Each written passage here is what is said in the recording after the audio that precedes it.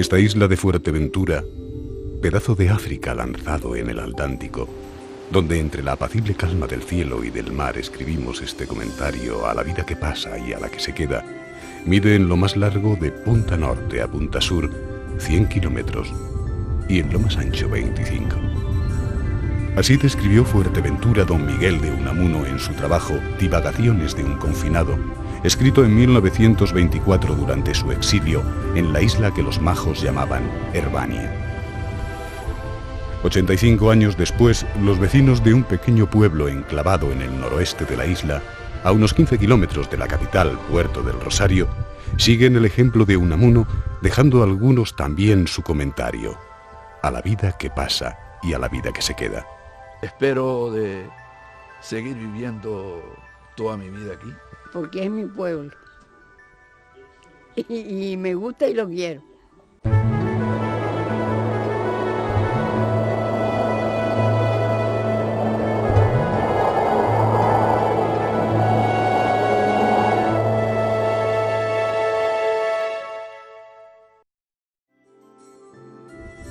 Tefía, que así se llama este pueblo de obligada visita, se encuentra en una amplia llanura del municipio capitalino de Puerto del Rosario, al que el viajero puede acceder conduciendo a través de la carretera que recorre el noroeste de la isla. Al norte de Montaña Bermeja se encuentra el llano de Muchichafe, donde se construyó en 1942 el primer aeropuerto de Fuerteventura y donde podemos alojarnos, por ejemplo, en el albergue de Tefía, cuyas paredes sirvieron de cárcel para presos políticos durante la Guerra Civil Española. A pocos pasos del albergue se encuentran dos construcciones que encajan a la perfección en el paisaje que conforma el llano de Muchichafe, un molino y una molina, llamada así esta última por ser de menor envergadura que el molino macho. Reforzando la árida belleza de este campo, casi no sorprende ver a estos molinos de viento que, en palabras de Unamuno, nos recuerdan a los gigantes contra los que peleó Don Quijote. El molino se introduce en Fuerteventura entre finales del siglo XVIII y comienzos del XIX. La presencia constante de los vientos alisios, unido a la tradicional economía cerealista de la isla, favorecieron la construcción de numerosos molinos a lo largo del territorio insular, sobre todo en la zona centro-norte de la isla. Los molinos de viento se emplearon tradicionalmente para la elaboración del alimento que constituyó durante muchos años la base de la alimentación majorera de las clases más desfavorecidas, el gofio. Pero mejor dejemos que vuelvan a ser los inquisitivos ojos de viajero recién llegado de don Miguel de Unamuno los que hagan las presentaciones. Se llama gofio en estas islas Canarias a la harina de trigo, de millo o de maíz o de cebada, cuyos granos se tostaron previamente y que han sido molidos en uno de estos molinos de viento que nos recuerdan a los gigantes contra los que peleó Don Quijote. Y el gofio es la principal base de alimentación del pueblo, de la clase menos favorecida por la fortuna de estas islas. La gente pobre de esta isla vive de gofio, papas y pescado seco. Gofio y sancocho es su alimento. El molino macho, al ser más grande que la molina y contar por tanto con una piedra de moler de mayor tamaño, muele más fanegas que su compañera. El de Tefía es de la década de los años 30 del siglo pasado. Sin embargo, la molina, más moderna que el molino, cuenta con la ventaja de reunir en una única planta las actividades de molturación del grano, es decir, la molienda y manipulación del cereal, evitando así al molinero el dificultoso trabajo de subir y bajar escaleras cargando con pesados sacos. Los molinos actualmente ya no se utilizan para moler, pero gracias al Cabildo de Fuerteventura han sido restaurados y declarados bien de interés cultural. Este es el caso de la molina de Tefía que, gracias a esta política orientada a proteger y a preservar el acervo cultural majorero, fue recientemente reconstruida del incendio responsable de la desaparición de sus estructuras de madera. Tanto es así que incluso podemos seguir in situ, en la molina de Tefía, el importante proceso de molturación del grano que de otra manera hubiera estado abocado al olvido. El viajero que se acerque a visitar la molina de Tefía observará que en su conjunto consta de 3 partes: la torre, la maquinaria y el edificio. Los molinos de Tefía, otrora bastión de una economía basada en la agricultura cerealista, ahora son testigos mudos que se levantan orgullosos sobre el paisaje llano aportando una nota de singular belleza. Y todavía queda quien sabe precisamente extraer notas maestras de estos instrumentos de otro tiempo. Es el caso de Bernardo de León, molinero de la Molina de Tefía. Lo primero que se hace es limpiar el trigo, que se llama sallar. O sea, limpiar el trigo, quitarle una piedrita o algo, ¿sabes? Que tenga mezclado el trigo, se limpia y después tostarlo. Se lleva en el tostador con tierra blanca, para que no se queme el trigo, se le mete fuego con aulaga y se tuesta, que quede tostadito. Y pues luego, al día siguiente, después de tostado, tienes que esperar un día que se enfríe el grano, para el día siguiente meterlo aquí en la molina. Don Bernardo nos acerca al sencillo proceso de molturación del grano, pieza fundamental en la economía cerealista de la Fuerteventura del siglo XIX e incluso de las primeras décadas del XX. A moler. Coges el sacomillo, echarlo en la torba. De la torba baja la canaleta, ahí, se deja ahí. Se le ponen las velas a la molina, se le ponen las velas y se le quita el freno a mano y si hay viento, a moler. Entonces el gofio va saliendo, se va quedando por aquí y va saliendo por ahí al saco, al costal. Se amarra el costal del gofio ahí y la talega. Mucha gente le dice costal, otros talega, ¿sabes? Y el gofio va cayendo dentro de la talega. Si no hay mucho viento, tienes que levantar la piedra, ¿sabes? Levanta la piedra un poquito, pues sale más gordo el gofio. Y habiendo mucho viento, pues baja la piedra sentadita, y un viento que sea parejo, entonces muele parejito y sale el gofio bastante fino. La economía de los majoreros en el pasado llegó a ser tan dependiente del gofio que la ausencia del viento planteaba un gravísimo problema. Recuerdo yo es de ver mucha gente haciendo cola cuando no había viento, ¿sabes? Los burros amarrados, el camello, esperando que viniera viento, hacían noche ahí esperando a moler, porque sin gofio lo que había que comer era el gofio, sin gofio no se comía. Y hemos estado 2 días ahí esperando para que muriera. Y cuando no tenían aire, pues estaba la taona, ¿sabes? La taona está allá, que es con el camello. La charla con el molinero y los vecinos del pueblo me han hecho reflexionar en una cosa. Me doy cuenta de que las gentes de Tefía, en realidad, me han narrado a viva voz la historia de cómo los molinos se alimentan del silencio de las llanuras para elaborar el gofio que daba de comer al pueblo.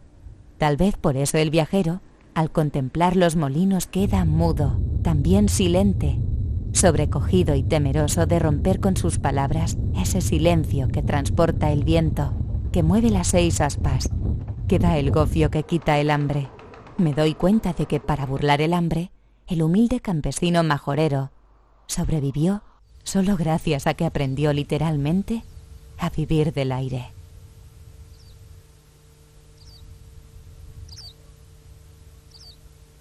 Dejamos ya atrás el silencio que mueve las 6 aspas de la Molina de Tefía, con la idea de comulgar con otro lugar que también invita al recogimiento.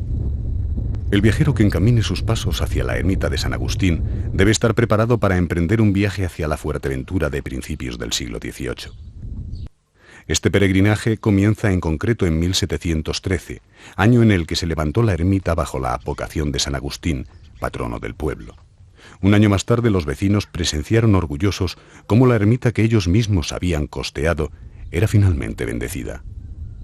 A menos de un lustro de que se cumplan 3 siglos de este episodio histórico, las blancas paredes de la ermita siguen inundando de luz las llanuras de Tefía y alzándose impertérritas, como antaño, en el punto de referencia espiritual del pueblo.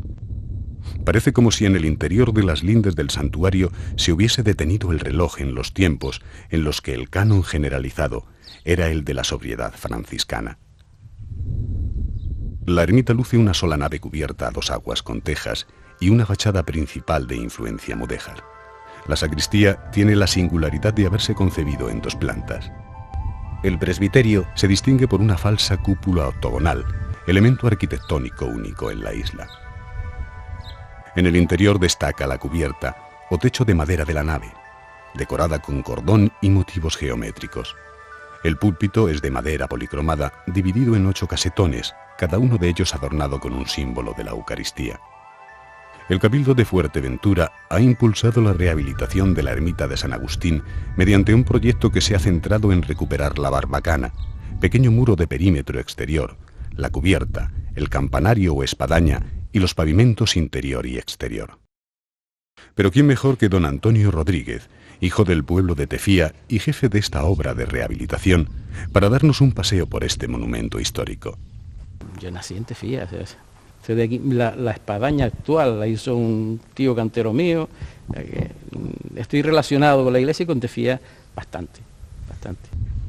La obra para remozar la ermita de San Agustín intenta devolver un pedazo de historia de Fuerteventura al lugar de privilegio que siempre ocupó en las calles y corazones de Tefía. Yo creo que estamos rescatando la historia, más que quitar. Además hay que tener mucho cuidado para...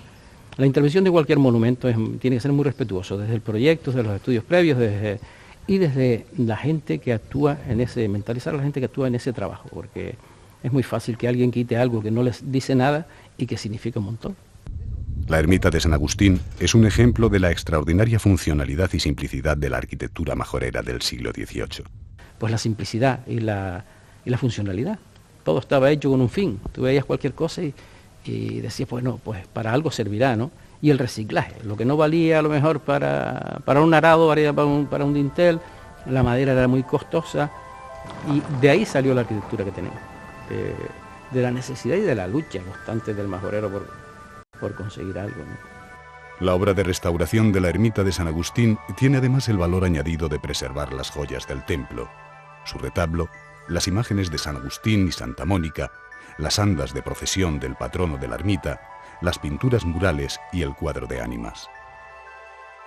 El altar de las ánimas está presidido por uno de los 12 cuadros de ánimas del purgatorio existentes en Fuerteventura. Se trata de una valiosa pintura de gran tamaño, fechada en el siglo XVIII y pintada al óleo. Está dividida en 3 planos.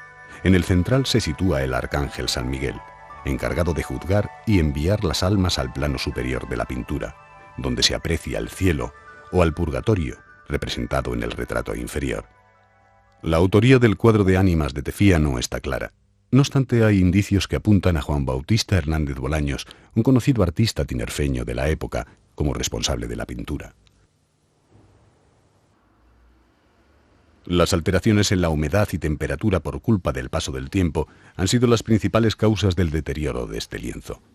Esta minuciosa labor de restauración dio como fruto una inesperada y espectacular explosión de colores que sorprendió hasta a la propia restauradora.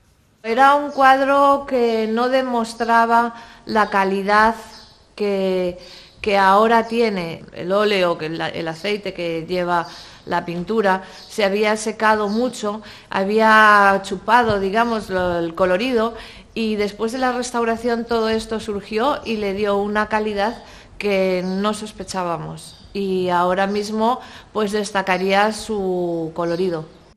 Las interminables horas de concienzuda restauración ante el lienzo acaban a veces por solapar las personalidades del artista original y el restaurador, para encontrar así el verdadero sentido de la obra. Es un conocimiento de un contacto piel con piel, ¿no? Que estás ahí por horas y algunas veces llegas a comprender y a meterte un poco en la piel del autor, de alguna manera, y comprender cosas que no las comprenderías si no hubieras estado tan cercana durante tanto tiempo y poniéndole tanto interés y tanta pasión. Otro de los grandes beneficiados precisamente por esta compenetración prácticamente mística entre restaurador y artista ha sido el púlpito de la ermita de Tefía. Te acerca al artista, de alguna manera, es lógico. Estás viendo su pincelada, estás viendo su estilo. Cada uno, sean mejores o peores, pero todos ellos tienen una forma de hacer la forma del párpado, cómo se mueven las manos, y todo eso te acerca a la persona que lo hizo.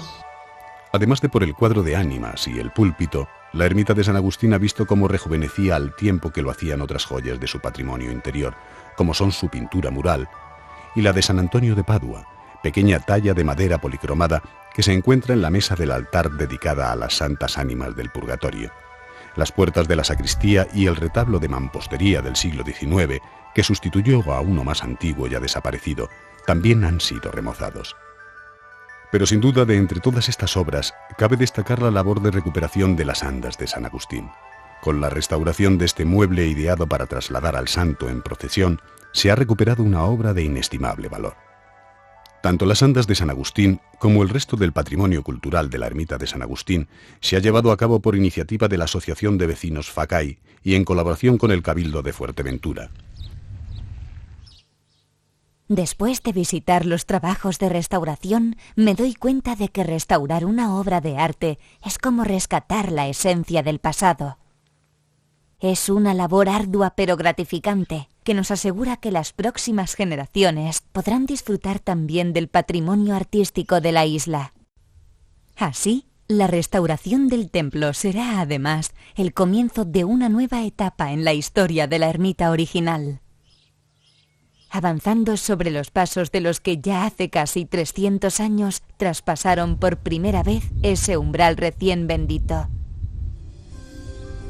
Nuestra próxima parada, el poblado de La Alcogida, encaja también en esta genuina idea que destila Tefía, de gentes en comunión con su tierra, de personas entrañables, paisajes sencillos, humildes familias y sosegadas vistas. El Ecomuseo de La Alcogida, así llamado por estar enclavado en la zona sur de Tefía cerca de una alcogida, es decir, un terreno destinado a la recogida y canalización del agua de lluvia, ha sido completamente rehabilitado por iniciativa del Cabildo de Fuerteventura.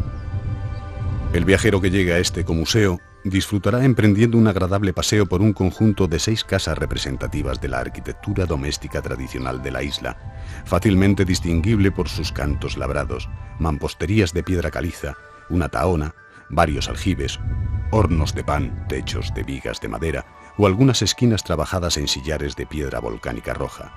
Todos estos elementos hacen que el conjunto del poblado respire un aire inequívocamente bucólico. Una visita a las casas de La Alcogida, cada una nombrada en honor de un antiguo propietario, es sinónimo de emprender un emocionante viaje al pasado, donde se recrea la vida artesana, agrícola y ganadera de épocas pretéritas. El recorrido comienza cruzando el dintel de la casa llamada del señor Jacinto. Esta vivienda fue concebida en 2 bloques, uno situado al norte que ha sido rehabilitada transformando las dependencias familiares en la actual recepción y tienda de artesanía. Esta vivienda cuenta también con un horno de pan tradicional que destaca por su boca labrada en piedra de pumita roja extraída de la cantera de la vecina montaña Bermeja. El techo del horno, con su inconfundible forma de medio huevo, está realizado en torta, es decir, una mezcla de barro y paja con el que se construían antes la mayoría de cubiertas o techos.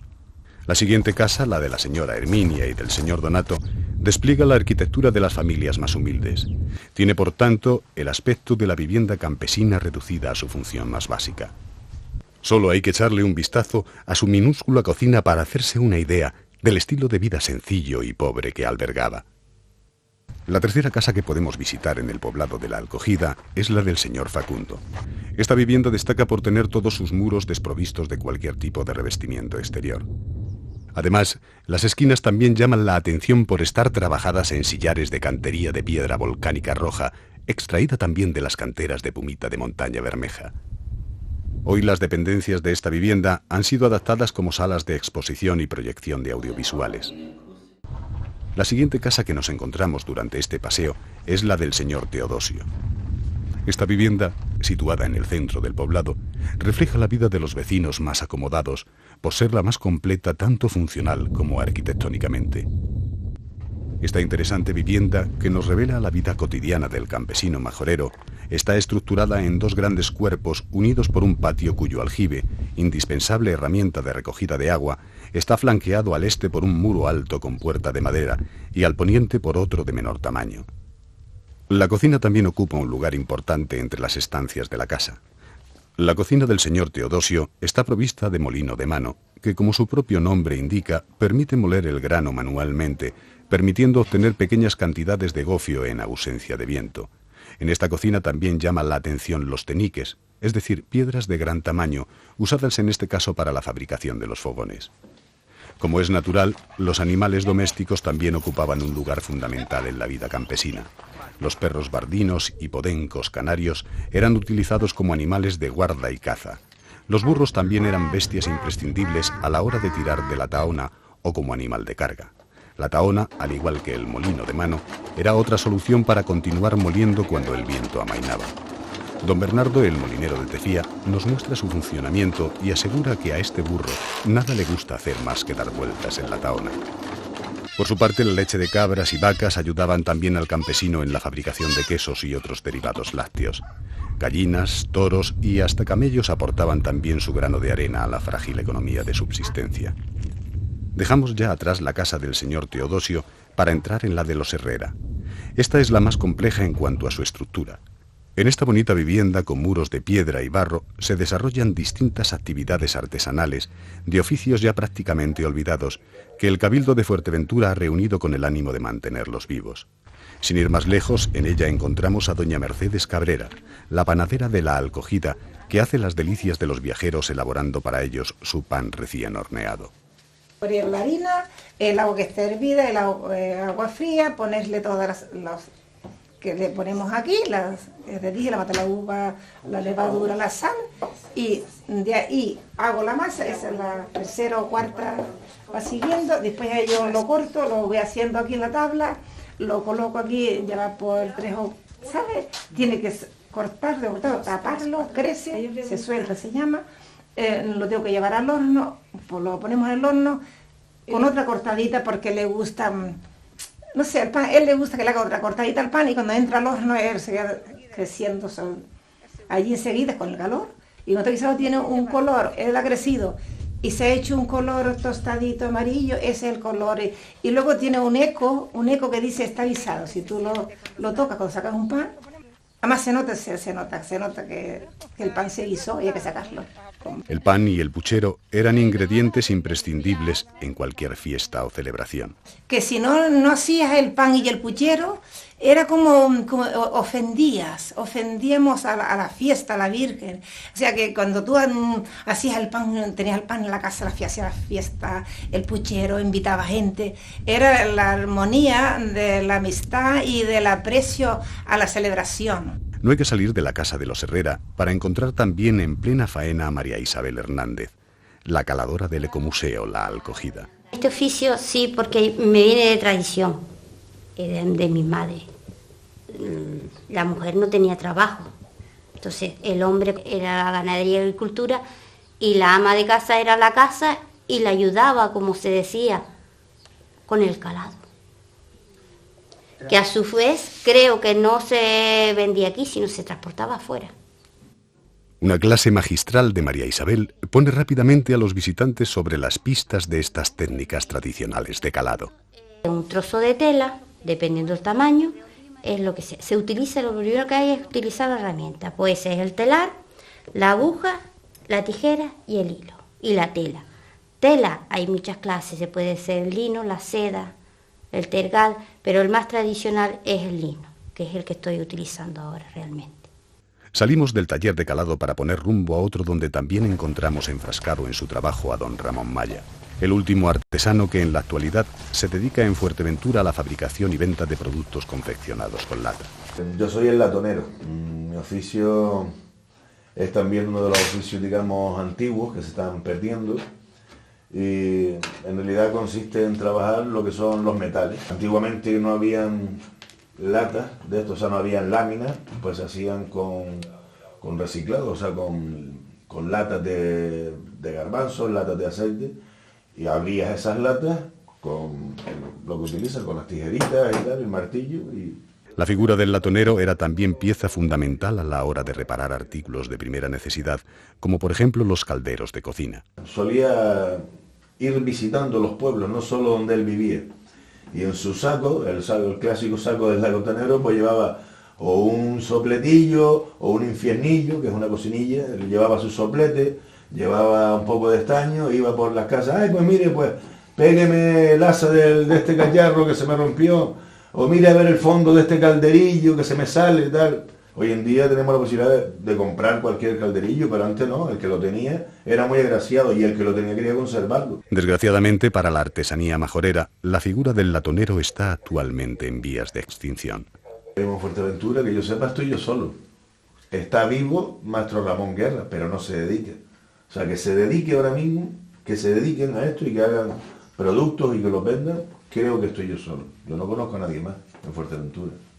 La última casa del poblado de La Alcogida es la de los Cabrera, vivienda que tenía las dependencias del ala norte de mayor tamaño, destinadas a dormitorio y sala. El ala este era utilizada en cambio como cocina. Sobre la habitación que forma el ángulo de la esquina se levanta un sobrado, cuarto alto donde se almacenaba el grano y los frutos cosechados, al que se accede por una preciosa escalera exterior con los peldaños de piedra volcánica roja. En el muro de la escalera se abre un hueco para alojar la clásica destiladera canaria. El visitante que se aventure al interior de esta casa podrá desentrañar los secretos de otras artesanías, también en peligro de extinción, como la de la cestería, cerámica, cantería o telar. Doña María Teresa es una de las 4 tejedoras que quedan en Fuerteventura. El visitante de este taller la encontrará tejiendo sentada frente a un telar de más de 200 años de antigüedad. Hacemos fajines, hacemos mochilas de varios tamaños, mantas, alforjas, alfombras y tela para hacer chalecos y pantalones y chaquetas.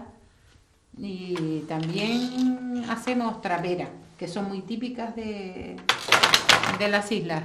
Otro artesano con quien el visitante no debe dejar de charlar es don Juan Perera, experto en el oficio de la cestería y palma. Mi trabajo es cestería y palma, ¿no? Una vez hago cosas de palma, otra vez hago de firgen de la palmera de la Guatisonia, otra vez de la palmera natural de aquí en Fuerteventura. Hago ceretas, hago portones, hago teras, hago alfombras, hago cerrones para burros. A pesar de que actualmente el uso de la cestería está prácticamente limitado a un uso decorativo, antes de la introducción del plástico, su utilidad era casi omnipresente en las labores cotidianas. Este oficio yo creo que es de toda la vida, de siglos, ¿no? Es de siglos, porque esto pues, era utilizable para muchas cosas, ¿no? Ya digo que se hacían portones grandes, mi abuelo lo hacía que hacían 25 fanegas de grano, para almacenar el grano, ¿no? Porque claro, era la necesidad que había, no había con qué comprar sacos, ni habían sacos porque no venía nada en ningún sitio. Y claro, después se usaba para eso las esteras, que se usaba para poner los pisos, se usaba para las frutas. Después se hacían unas cestas que llamaban las cestas pedreras, que eso era con lo que se cargaba. Si usted tenía, anteriormente las carreteras que se hicieron en Fuerteventura se hicieron a base de cestas, unos llenando y otros cargando y botando allá, ¿no? Ni carretillas había en ese entonces. El recorrido nos lleva a otro acogedor taller donde esta vez las manos dan vida al barro.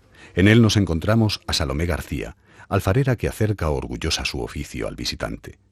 Es trabajar el barro, prepararlo y hacer siempre cosas diferentes, tradicionales como el tofio, esta pieza, pues las tacitas, y esta va a ser una pieza que es típica de Fuerteventura, todavía no está terminada, que todavía tengo que marcarla, que es vaso tubular. Todo el amor que esta alfarera pone en cada pieza de la hornada corre el riesgo de quebrarse el día de la quema. Imaginas cosas y haces, innovas, yo qué sé, haces lo que tú quieras o lo que tú pienses o hayas visto y quieres transformar, darle forma, darle figura. El día que las meto al horno y estoy las 5 horas delante del horno echando fuego, ahí me la estoy jugando. Porque pueden romper todas o pueden salir todas como ya ves. ¿Por qué? Porque los cambios de temperatura hay que controlarlos, porque como ves que no es con termómetro, no es ninguna máquina, es solamente pues con la experiencia, y seguramente tiene que ser con la experiencia y la práctica, ¿no? Porque no hay ninguna máquina que te dice hasta aquí, eres tú misma. Al visitante también le llamará poderosamente la atención comprobar in situ cómo don Mariano Cabrera, cantero del Ecomuseo, talla la piedra a la vieja usanza. La gente está volviendo un poquito a lo de atrás y entonces vuelve otra vez a lucir un poco las casas, cositas así. La vida moderna no deja demasiado hueco a todos estos productos artesanales que desgraciadamente han perdido funcionalidad y solo se hacen ya por encargo. Sin embargo, gracias a la recuperación del poblado de la Alcogida, el Cabildo de Fuerteventura ha conseguido rescatar uno de los escenarios fundamentales en la conservación del legado etnográfico de la isla y, en particular, de las artesanías que están en trance de desaparición. Me voy ya de Tefía, con el sabor que me brindan mis otros encuentros con sus lugares recoletos y honradas gentes. Don Bernardo, el molinero capaz de robarle al viento su secreto para elaborar el imprescindible gofio majorero que tanta hambre mitigó antaño. María Jesús, la restauradora que no duda en entregar su alma para revivir precisamente un cuadro de ánimas, o don Antonio Rodríguez, quien se bautizó en la misma ermita que años más tarde le encargaron rehabilitar. Me voy ya de Tefía, pero antes escribo aquí sentada, recreándome en las vistas de este paisaje paquidérmico, de esta tierra que se me antoja recubierta por la piel de un elefante dormido. Me voy ya de Tefía, pero me marcho guardando en mi diario de viaje la memoria de un pueblo inspirado por el arrullo de los vientos alisios. Después de todo, si algo he aprendido por estos caminos, es que la respuesta a los problemas más graves a veces simplemente se encuentra soplando al viento.